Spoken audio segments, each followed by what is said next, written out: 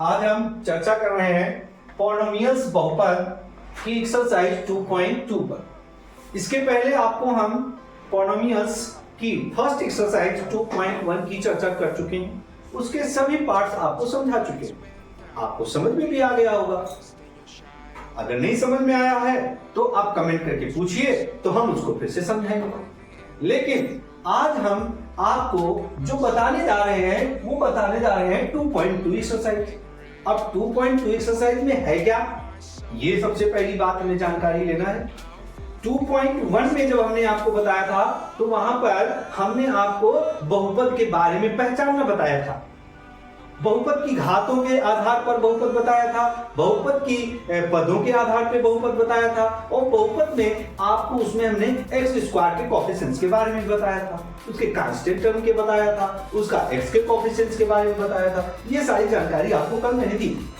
ठीक है, आज हम जो जानकारी आपको एक्सरसाइज 2.2 पर है वो है बहुपद के शून्यकों का मान निकालना। जैसा कि आप जानते हैं कि बहुपद वन वेरिएबल होता है, एक चर राशि का होता है। एक चर राशि में वैल्यू होगी, किसके हिसाब से होगी, उसकी घात के आधार पर होगी। जैसा कि कल मैंने आपको घातों के आधार पर बहुपद को बताया था कि 3 प्रकार के होते हैं। पहला होता है रैखिक बहुपद, लीनियर पॉलिनोमियल, दूसरा होता है द्विघाती बहुपद, क्वाड्रेटिक पॉलिनोमियल्स, और तीसरा क्या होता है, क्यूबिक पॉलिनोमियल्स, जिसे हम त्रिघाती बहुपद कहते हैं।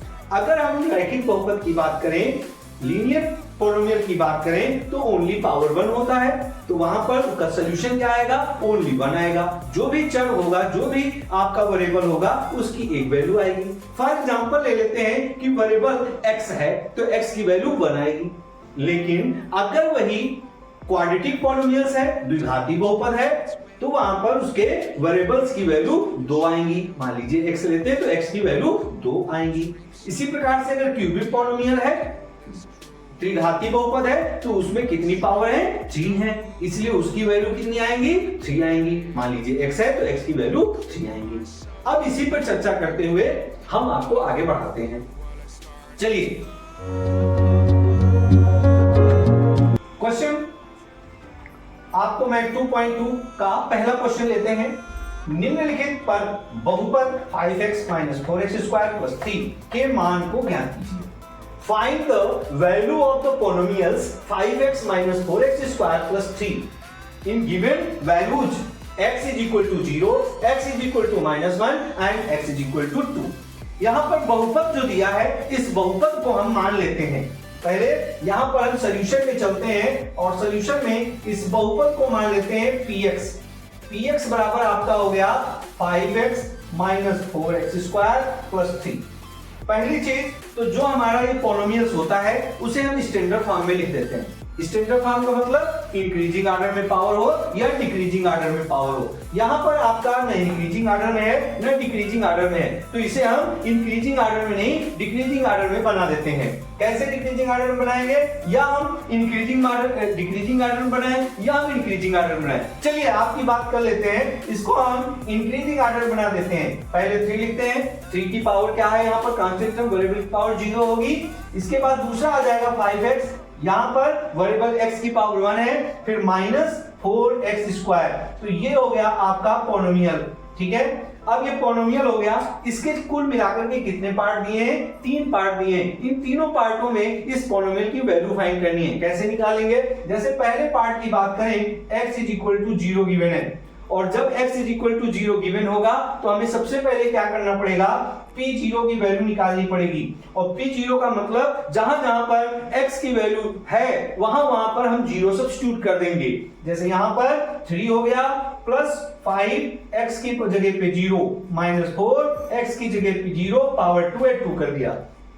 अब यहां पर ये 3 होगा, जब 5 को 0 से मल्टीप्लाई करेंगे तो 0 ही तो हो जाएगा, और यहाँ पे 4 को 0 की घात करें, कुछ भी करें तो 0 ही आएगा, तो इसको भी हम 0 कर देते हैं इनटू, तो ये हो जाएगा 3 + 0 - 0, इसका मतलब 3। तो इसका मतलब px की वैल्यू कितनी आ गई, 3 आ गई। आपके पॉलिनोमियल्स की जो वैल्यू आ गई वो कितनी आ गई, 3 आ गई। इस प्रकार से अब हम सेकेंड पार्ट की बात करते हैं। सेकेंड पार्ट में आपका दिया हुआ है x = -1। जब x इज इक्वल टू -1 दिया है, जैसा कि यहां पर हमने लिया px बराबर 5x minus 4x square plus 3, तो इसको स्टैंडर्ड फॉर्म में बनाया तो 3 plus 5x minus 4x square. तो यहां पर भी हम p-1 की वैल्यू लेंगे, तो यहां पर भी वैल्यू हम वही रखेंगे 3 प्लस 5 माइनस 1 माइनस 4 माइनस 1 का स्क्वायर। देखिए बच्चों 3 हो गया, 5 1 जा 5 माइनस का 5 होगा, यहाँ पे -4 इंटू 1, तो ये हो जाएगा 3 माइनस 5 माइनस 4। अब यहाँ पर देखिए 3 माइनस के दोनों ऐड हो जाएंगे तो क्या हो जाएगा 9, और 9 में 3 जाएगा तो माइनस का 6। इसका मतलब p x की जो वैल्यू आई आपकी वो पी एक्स की कहते हैं, p-1 की जो वैल्यू आई वो आपकी -6 आई, और यहां पर भी जो आपकी वैल्यू आई p0 की वैल्यू आई वो 3 आई।